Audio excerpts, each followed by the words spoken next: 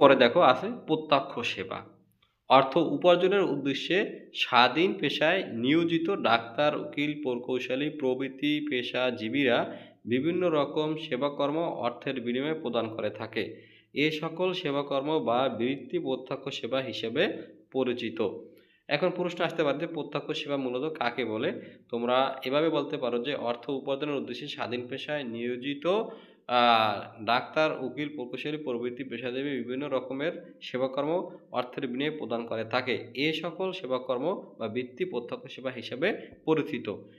এবার বলছে যেমন আছে এখানে তোমার কিছু উদাহরণ দেয়া আছে যেমন ডাক্তারি ক্লিনিক, আইন চেম্বার, প্রকৌশলী ফার্ম, অডিট ফার্ম, ইন্টারনেট সেবা, কেয়ার গিভিং। এই কেয়ার গিভিং হচ্ছে তোমার নার্সিং এর ৬ মাস ১ বছর মেয়াদী যে এই কোর্সগুলো আছে ইত্যাদি। এবার বলছে দেখো যে প্রত্যক্ষ সেবা আধুনিক ব্যবসার একটি গুরুত্বপূর্ণ শাখা। এখানে আছে এরপর আছে দেখো যে ব্যবসার গুরুত্ব। এখন যেটা আগে মূলত আলোচনা করি দেখো, তোমাকে কিন্তু প্রত্যক্ষ সেবা সম্পর্কে মাস্ট বি অভিজ্ঞতা থাকতেই হবে। কেননা অনেক সময় ম্যাক্সিমাম সময় কিন্তু সেবা কর্ম নিয়েই কিন্তু তোমার প্রশ্ন বেশিরভাগ আসে। আ এই যে উদাহরণগুলো দেওয়া আছে ডাক্তারি ক্লিনিক, আইন চেম্বার, প্রকৌশলী ফার্ম, অডিট ফার্ম, ইন্টারনেট সেবা, কেয়ার গিভিংস এছাড়াও যে তোমার এর আগে পড়ছি আমরা যে ঔষধের দোকান দেয়া, ঠিক আছে? এগুলো সবগুলো মূলত তোমার সেবামূলক। অর্থাৎ তুমি একজনকে সেবা দিয়ে বা সে তোমার দ্বারা উপকার পেয়ে যে টাকাটা তুমি আর্ন করবা, ওইগুলোই মূলত সেবামূলক ব্যবসা। আচ্ছা যাই হোক, ব্যবসার গুরুত্ব, ইম্পর্টেন্স অফ বিজনেস অর্থনৈতিক কর্মকাণ্ড হিসাবে গণ্য হলেও ব্যবসায়ের যে কোনো দেশের অর্থ-সামাজিক, রাজনৈতিক তথা সামগ্রিক উন্নয়নে বিশেষ অবদান রেখে চলেছে। ব্যবসায়ের প্রয়োজনীয়তা উপলব্ধি করেই গড়ে ওঠে ছোট বড় দোকান থেকে শুরু করে বিশাল শিল্প কারখানা। বর্তমানে বিশ্বে ব্যবসায়ের গুরুত্ব অপরিসীম।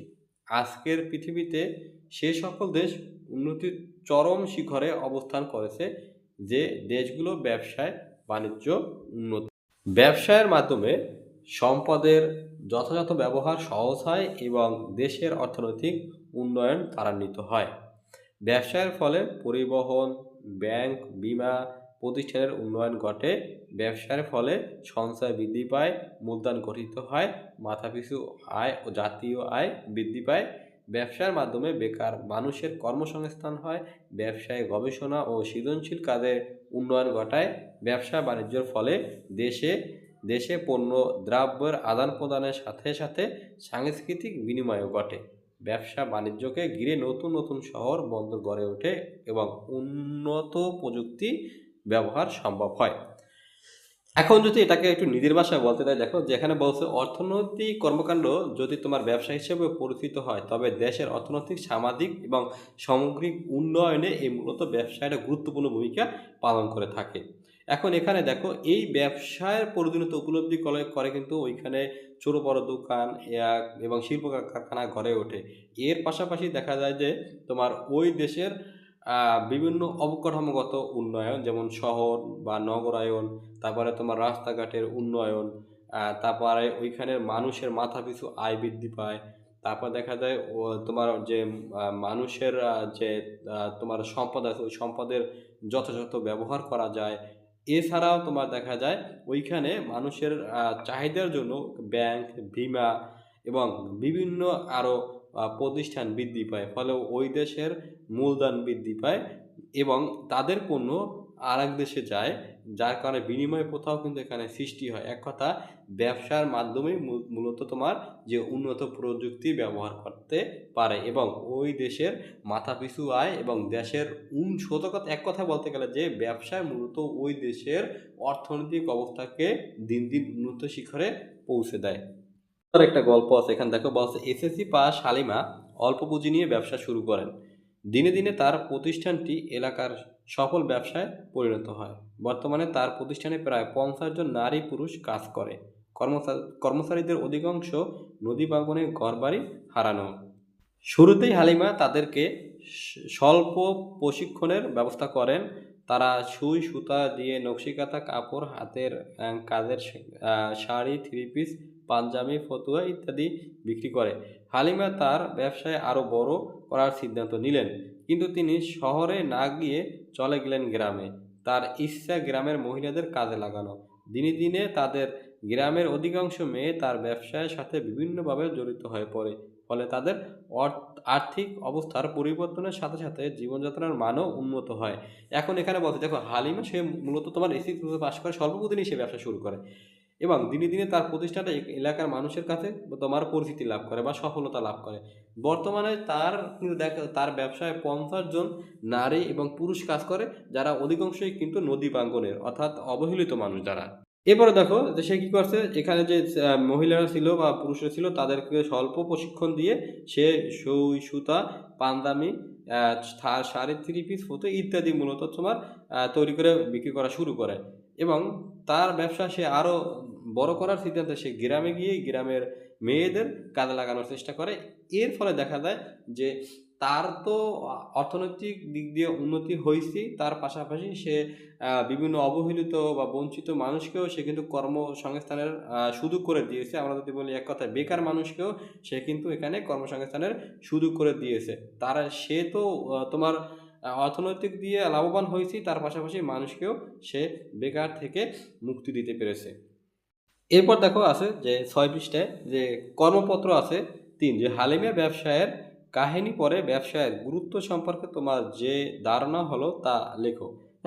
তোমরা কয়েকটা গুরুত্ব লিখে দেবা। এবার আছে দেখো ব্যবসায় পরিবেশ, বিজনেস অফ বা বিজনেস এনভায়রনমেন্ট। এবার আছে দেখো যে পরিবেশ দ্বারা মানুষের জীবনযাত্রার আচার আচরণ, শিক্ষা, সংস্কৃতি, অর্থনীতি এবং ব্যবসায় প্রভাবিত হয়।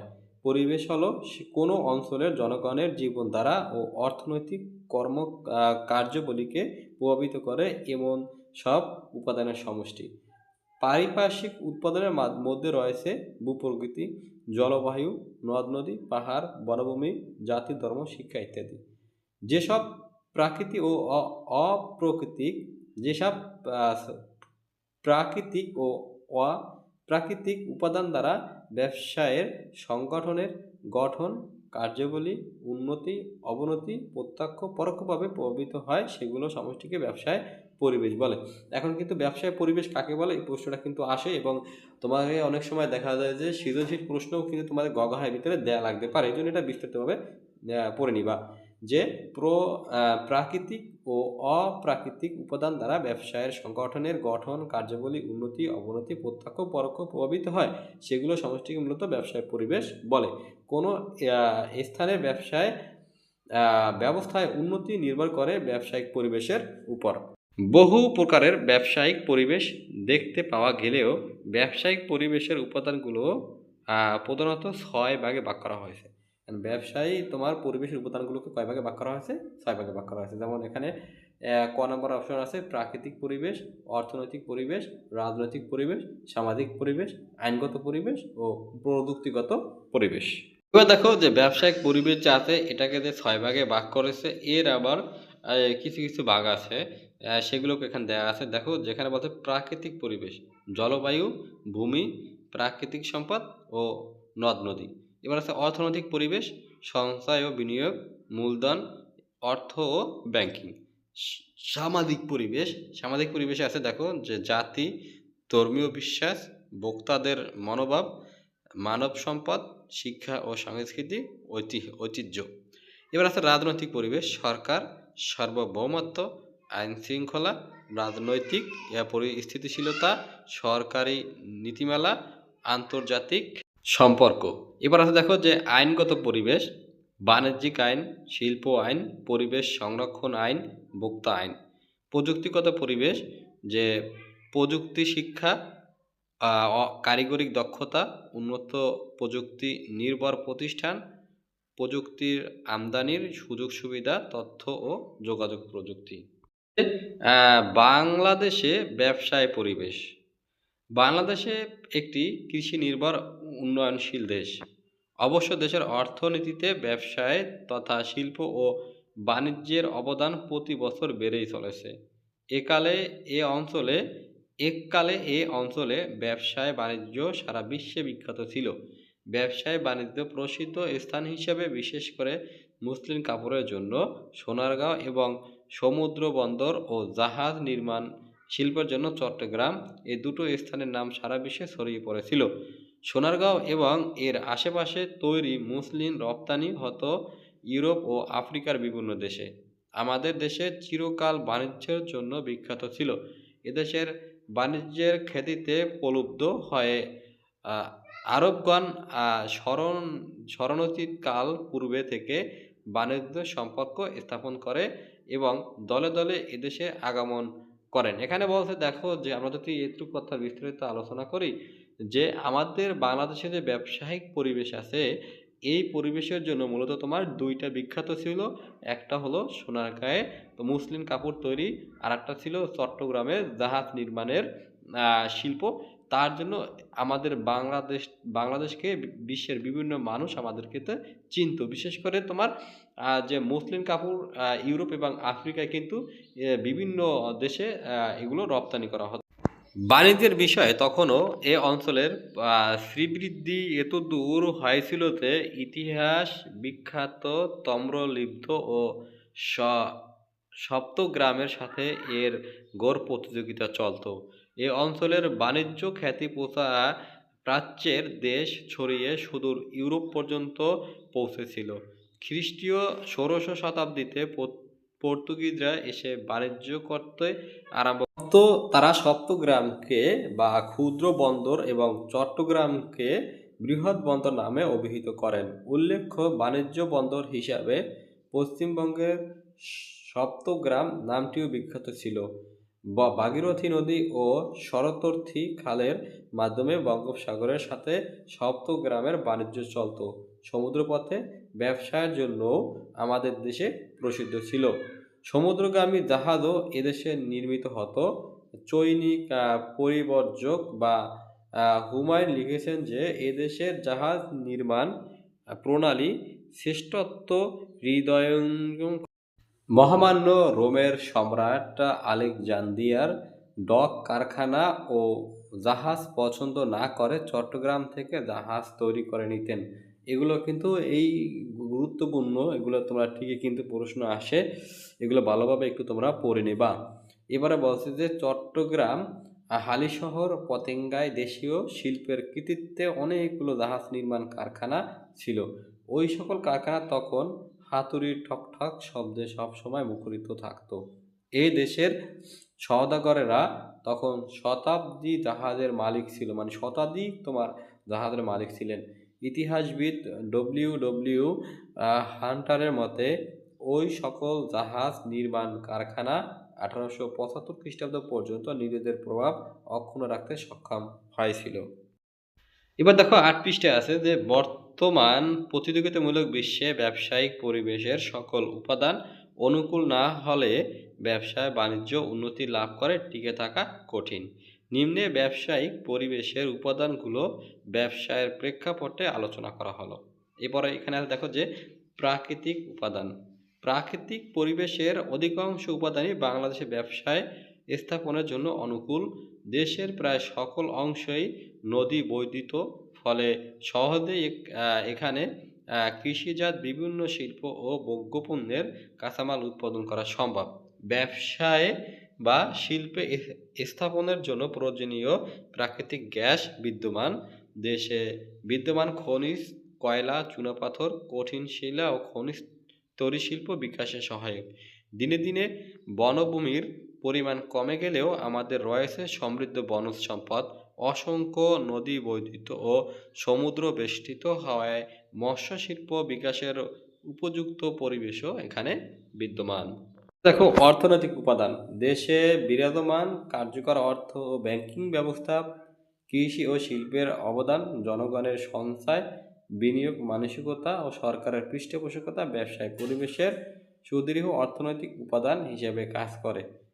বাংলাদেশ অর্থনৈতিক উপাদানগুলোর কয়েকটি ভিত্তি বেশ মজবুত হলেও অনেকগুলোর ভিত্তি তেমন সুদৃঢ় নয়। চাহিদার তুলনায় প্রয়োজনীয় মূলধনের অভাব, গ্রামীণ জনগণের ব্যাংকিং সেবা ও ঋণ প্রাপ্তির ক্ষেত্রে শহরের তুলনায় কম সুবিধা, প্রশাসনিক জটিলতা, দালাল শ্রেণীর লোকদের হয়রানি, দ্রব্যমূল্যের ঊর্ধ্বগতি ইত্যাদি প্রতিকূল অবস্থা কাটাতে পারলে বাংলাদেশ ব্যবসায় বিকাশের আরও দ্রুত অগ্রসর হতে পারে। এগুলো আসলে কম মেজর বিষয়, ঠিক আছে, যেগুলো এখানে বলা আছে। কারণ প্রশাসনিক জটিলতা সবথেকে বেশি, তারপরে আবার হয়রানি আছে, দালালি আছে, মানে অনেক রকমের ঝামেলা আছে। যার কারণে বাংলাদেশের অর্থনৈতিক উপাদানটা অতটা কিন্তু তেমনভাবে সুদৃঢ় নয়। সামাজিক উপাদান, জাতি, ধর্মীয় বিশ্বাস, ভোক্তাদের মনোভাব, মানব সম্পদ, শিক্ষা, প্রভৃতি, সাংস্কৃতিক ঐতিহ্য, বিজ্ঞান ও প্রযুক্তি প্রভৃতি ব্যবসায় সামাজিক উপাদানগুলো বেশিরভাগ বাংলাদেশ বাংলাদেশে ব্যবসায় প্রসারের ক্ষেত্রে অনুকূল। এটা সত্য কথাই।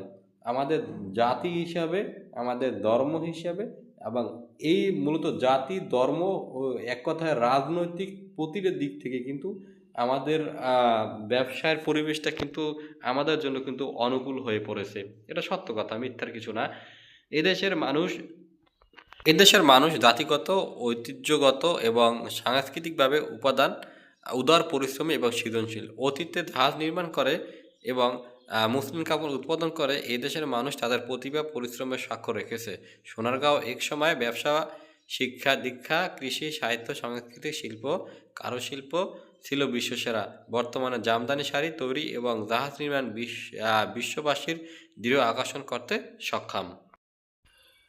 এরপর আছে দেখো যে, তবে বাংলাদেশের বর্তমান শিক্ষা ব্যবস্থাকে মুখ্য নির্ভরতা থেকে বের করে আরও দক্ষতা ও শ্রম নির্ভর করতে পারলে ভবিষ্যৎ প্রজন্ম শিল্প, বাণিজ্য, গবেষণা ও আরও বেশি সৃজনশীলতা প্রকাশ করতে পারবে। সাথে সাথে ব্যবসায় বাণিজ্য সকল ক্ষেত্রে প্রযুক্তি ব্যবহার আরও বৃদ্ধি করতে পারবে। এবার আছে দেখো যে রাজনৈতিক উপাদান। একটা দেশের ব্যবসায়ের গুরুত্বপূর্ণ ভূমিকা পালন করে ওই দেশের রাজনৈতিক পরিস্থিতির উপর। ওই দেশের রাজনৈতিক পরিস্থিতি কেমন তার উপর নির্ভর করে। ওই দেশের এক দেশের সাথে অন্য দেশের রাজনৈতিক সম্পর্ক কেমন এবং ওই দেশের রাজনৈতিক পরিস্থিতি কেমন তার উপর কিন্তু ব্যবসায়ের বাণিজ্য কিন্তু খুবই গুরুত্বপূর্ণ ভূমিকা পালন করে। যাই হোক, এসব একটু আমরা পড়ি। রাজনৈতিক উপাদান: সুষ্ঠু আইন শৃঙ্খলা পরিস্থিতি এবং অনুকূল শিল্প ও রাজনীতি বাণিজ্য নীতি প্রতিবেশী ও অন্যান্য দেশের সাথে সুসম্পর্ক ব্যবসা বাণিজ্য প্রসারে সহায়তা করে। অন্যদিকে রাজনৈতিক অস্থিতিশীলতা, ঘন ঘন সরকার পরিবর্তন, হরতাল, ধর্মঘট, ব্যবসায় বান্ধব শিল্প ও বাণিজ্য নীতির অভাব ইত্যাদি প্রতিকূল রাজনৈতিক উপাদান শিল্প ও বাণিজ্যের প্রসারে বাধা সৃষ্টি করে। এগুলো বাংলাদেশের কমন সমস্যা, সারাদিন লাগিয়েই থাকে। যেমন ধরো রাজনৈতিক স্থিতিশীলতা আমাদের কিন্তু ভালো না, ঘন ঘন সরকার পরিবর্তন হইবে, হরতাল, ধর্মঘট, ঠিক আছে, এগুলো তো হয়েই থাকে। এগুলো মূলত দেখাতে ওই দেশের ব্যবসা প্রসারের জন্য কিন্তু সব থেকে বড় বাধা হিসাবে কিন্তু গণ্য হয়। দেশি ও বিদেশি বিনিয়োগকারীগণও বিনিয়োগ করতে উৎসাহিত হয় না। বাংলাদেশে ব্যবসায়ের উক্ত রাজনৈতিক উপাদানের সবগুলো কাঙ্ক্ষিত পর্যায়ে বিদ্যমান নেই। শ্রমিক অসন্তোষ, ধর্মঘট, হরতাল, বিভিন্ন নেতিবাচক কর্মকাণ্ড পরিহার করার মাধ্যমে বাংলাদেশ ব্যবসায়ের জন্য রাজনৈতিক পরিবেশ উন্নত করা যায়। আইনগত উপাদান: আইনগত পরিবেশের বেশ কিছু উপাদান বাংলাদেশে আধুনিক ও যুগ উপযোগী হলেও অনেকগুলো বেশ পুরাতন। পরিবেশ সংরক্ষণ ও ভোক্তা আইনের কঠোর প্রয়োগ, শিল্প ও বিনিয়োগ বান্ধব আইন তৈরি, দুর্নীতি, স্বজনপ্রীতি, চাঁদাবাজি প্রতিরোধের আইনের কঠোর প্রয়োগের মাধ্যমে দেশের ব্যবসায় বাণিজ্য উন্নতি নিশ্চিত করা যায়। এদেশ ব্যবসা বাণিজ্য উন্নত হবে কীভাবে বলো? এখানে যে কথাগুলো বলছে মেইন পয়েন্ট সেটা হলো যে আইনগত উপাদান যে আছে এখানে তোমার আইন তৈরির ক্ষেত্রে প্রথমে দেখা যায় দুর্নীতি শুরু হয়ে যায়। দুর্নীতি আছে, স্বজনপ্রীতি আছে, চাঁদাবাজি আছে। এখন দুর্নীতি, স্বজনপ্রীতি, চাঁদাবাজি এগুলো থাকলে একটা দেশে মানুষ কীভাবে ব্যবসায় দিক দিয়ে উন্নত লাভ করবে? আসলে এগুলো করা সম্ভবও না। এগুলো কিন্তু আইনগত উপাদানে কিন্তু সবথেকে বড় বাধা হিসেবে গণ্য হয়। এবার দেখো প্রযুক্তিগত উপাদান। প্রযুক্তিগত উপাদান কি আছে দেখো? শিল্প, ব্যবসায় বাণিজ্যের উন্নতিতে দক্ষতা সম্পন্ন কর্মী, উন্নত যন্ত্রপাতি ও প্রযুক্তির প্রয়োজন হয়। সাধারণত দেখা যায় যে সকল দেশ বিজ্ঞান ও প্রযুক্তি পরিবেশ উন্নত তারা ব্যবসায় বাণিজ্য উন্নত। প্রযুক্তিগত উন্নয়ন উৎপাদন প্রক্রিয়াকে সহজতর করে ও উৎপাদন ব্যয় হ্রাস করে। ফলে উৎপাদিত পণ্যের পরিমাণ ও গুণগত মান বৃদ্ধি পায়। বাংলাদেশের ব্যবসায় পরিবেশে প্রযুক্তিগত উপাদানগুলো অনেক ক্ষেত্রে অনুকূল। ব্যবসায় সকল শাখায় প্রযুক্তি ব্যবহার বৃদ্ধি পাচ্ছে। ঠিক আছে, বৃদ্ধি পাচ্ছে। এখন কথা হচ্ছে প্রযুক্তিগত দিক দিয়ে দেখলে যে বাংলাদেশে কিন্তু প্রযুক্তিগত বা আধুনিক যে যন্ত্রপাতিগুলো ব্যবহার হয় বা মেশিনারি ব্যবহার করা হয় তার থেকে কিন্তু অনেকটাই পিছিয়ে আছে। আর এগুলোর মূল কারণ হচ্ছে, যাক এগুলো আমরা কারণটা না বলি তাহলে দেখা যায় যে অনেক দুর্নীতির বিষয় আসলে আলোচনা করা হবে। সর্বশেষ তোমাকে এখানে একটা কর্মপত্র দেয়া আছে, এগুলো তোমরা একটু করে নেবা। এবার দেখো লাস্টে আছে যে পরিশেষে বলা যায় ব্যবসায় বাণিজ্য এবং অর্থনৈতিক উন্নয়নের প্রভাব বিস্তারকারী পরিবেশগত উপাদানগুলোর উন্নয়ন খুবই জরুরি। ব্যবসা বাণিজ্য ও শিল্প উন্নয়নে অনুকূল পরিবেশ তৈরিতে সরকারি উদ্যোগের পাশাপাশি আমাদের সকলকে এগিয়ে আসতে হবে। এবার দেখো ব্যবসায় পরিচিতি অধ্যায়ে যে বহু নির্বাচনী তোমাদের পাঠ্য বইয়ের ছিল সেগুলো একটু নিয়ে আলোচনা করি। এখানে আছে যে ব্যবসায়ের কর্মবিকাশের দ্বারাই নিচের কোনটি আধুনিক যুগের বৈশিষ্ট্য, এগুলো কিন্তু আমরা পড়ছি, ঠিক আছে। তাহলে দেখো এটা ক নম্বর অপশন আছে দ্রব্য বিনিময়, না। এরপরে খ নম্বর আছে কাগজী মুদ্রা প্রচলন, না, কাগজী মুদ্রা তো মধ্যযুগীয় হয়ে গেছে। গ নম্বর অপশন আছে ব্যবসায় সংগঠনের উদ্যোগ, না। এবার ঘ নম্বর আছে শিল্প বিপ্লব, হ্যাঁ। আধুনিক যুগের কিন্তু গুরুত্বপূর্ণ বৈশিষ্ট্য হচ্ছে একটা যে শিল্প বিপ্লব। এবার দ্বিতীয় নাম্বার প্রশ্ন আছে, এখানে দেখো যে কোন অঞ্চলটি মুসলিম কাপড়ের জন্য বিখ্যাত, এটা আমরা সবাই জানি, সেটা হলো সোনারগাঁও।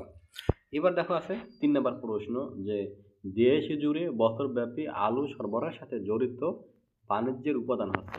বাণিজ্যের কি কি উপাদান আছে, যে যেমন বিজ্ঞাপন আছে, গুদামজাতকরণ আছে, পরিবহন আছে, ঠিক আছে। এইগুলোর মধ্যে কিন্তু অন্তর্ভুক্ত আছে। তাহলে এখানে আছে দেখো ১ নম্বর অপশন পরিবহন, ২ নম্বর অপশন আছে গুদামজাতকরণ এবং ৩ নম্বর অপশন আছে বিজ্ঞাপন। এখন দেখো আলুর সরবরাহের জন্য তার বিজ্ঞাপন দেওয়ার কোনো প্রয়োজন নাই, ঠিক আছে। তাহলে তোমার দেখা যায় পরিবহন এবং গুদামজাতকরণ এই দুটোই কিন্তু এখানে গুরুত্বপূর্ণ। তাহলে দেখা যায় যে এখানে তাহলে আমরা সঠিক উত্তর বেছে নেব যে ১ ও ২। তাহলে নিচে কোনটা সঠিক? ১ নাম্বার সঠিক। এরপর আমরা একটু উদ্দীপকটা নিয়ে একটা আলোচনা করি। দেখো যে অনুচ্ছেদটি পড়ে এবং ৪ ও ৫ নং প্রশ্নের উত্তর দাও। এখানে বলছে শাকিলদের একটি পারিবারিক নার্সারি আছে। সেখানে তার বিভিন্ন প্রকার ফুল ও ফলের চারা উৎপাদন করে বিক্রি করে। তাদের বাড়ির মাটির চারপাশ উৎপাদন ও লালনের জন্য উপযুক্ত। নার্সারি এটি পুকুরের নিকট হওয়ায় সবসময় পানি পাওয়া যায়, ফলে নার্সারির চারাগুলো মান ও বেশ ভালো। শাকিলের নার্সারিটি কোন ধরনের শিল্প? এখানে উৎপাদন, প্রজনন, সেবা এবং নির্মাণ, অবশ্যই প্রজনন শিল্প, ঠিক আছে। কেন প্রজনন শিল্পে কিন্তু মূলত তোমার যে নার্সারি অন্তর্ভুক্ত, ওইখানে বিভিন্ন চারা এবং ফল ফুলাদি গাছগুলো উৎপাদন করা হয়। এছাড়াও থাকতে পারে গবাদি পশু ইত্যাদি ইত্যাদি। এবার যাই হোক, এবার ৫ নম্বর অপশন আছে দেখো, এখানে বলছে শাকিলদের নার্সারির চারা গাছগুলোর মান উন্নত হওয়ার পিছনে প্রধান কারণ কোনটি? প্রাকৃতিক, সামাজিক, অর্থনৈতিক, সাংস্কৃতিক। এটা হলো প্রাকৃতিক পরিবেশ। কারণ প্রাকৃতিকভাবে সে কিন্তু তার পাশে তোমার পুকুর বা খাল হওয়ায় সে কিন্তু ওইখান থেকে সহজেই কিন্তু তার গাছে কিন্তু সেচ দিতে পারে। তার কারণে গাছের মানও কিন্তু ভালো থাকে। ঠিক আছে? তাহলে ৫ নাম্বার প্রশ্নের জন্য সঠিক উত্তর বেছে নেব ক নাম্বার, যে প্রাকৃতিক।